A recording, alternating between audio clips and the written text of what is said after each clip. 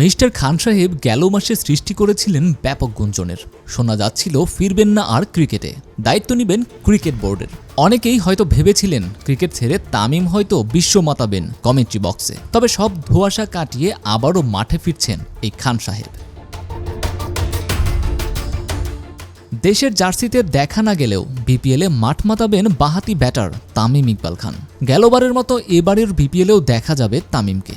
Fortune বরিশালের হয়ে অধিনায়কত্ব করবেন ৩৫ বছর বয়সী এই ওপেনার। শিরোপা খরায় ভুগতে থাকা বরিশালকে প্রথম শিরোপার স্বাদ এনে দিয়েছিলেন এই খান সাহেব।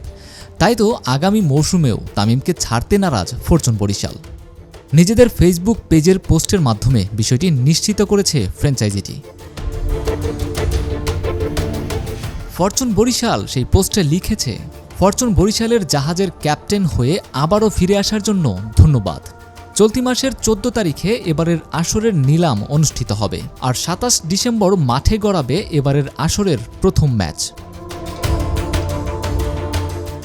ড্রাফটের বাইরে গিয়ে দেশের তারকা ক্রিকেটারদের সঙ্গে সরাসরি চুক্তিতে যাচ্ছে ফ্র্যাঞ্চাইজিগুলো।